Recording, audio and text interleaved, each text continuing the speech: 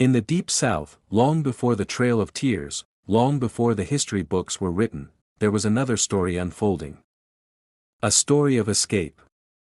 A story of survival. A story of Black and Native people standing together in a way America never expected. Today, we explore the journey that led to one of the most overlooked conflicts in American history, the fight of the Gullah Geechee and the Black Seminoles. The Gullah Geechee people lived along the coasts of South Carolina, Georgia, and North Florida. They carried African languages, farming skills, and traditions that survived the Middle Passage. They lived in marshlands, islands, and river systems that outsiders struggled to navigate. Because of that isolation, their culture stayed strong, one of the strongest African cultures in America. As early as the 1600s, enslaved Africans began escaping the plantations of the Carolinas and Georgia. They didn't run north. They ran south, into Spanish Florida, where slavery wasn't enforced the same way, and when they arrived, they found the Seminole people. Not as enemies. Not as property. But as partners. Over time, these escaped Africans and the Seminole tribes formed a new community. They farmed together. They defended each other. They built towns, raised families, and created a culture that blended African and Native traditions. This alliance became known as the Black Seminoles, a group strong enough to challenge the United States military. The U.S. government saw these communities as a threat. Free Black people, armed, organized, and living outside the reach of slavery, this led to decades of conflict, raids, battles, and standoffs now called the Seminole Wars. These were some of the longest and most expensive wars the U.S. ever fought against Native and African people working together.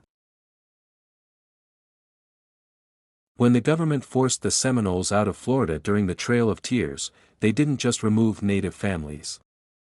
They targeted the Black Seminoles too. Many were marched west to what is now Oklahoma.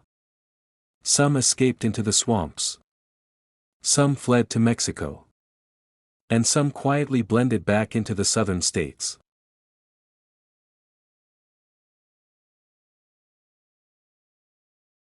History shows that Black Seminole families didn't vanish. They spread out.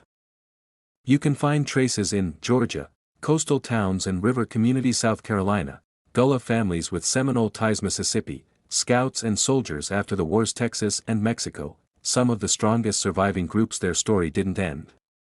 It simply moved. As we reach the end of this journey, there's one truth we can't ignore.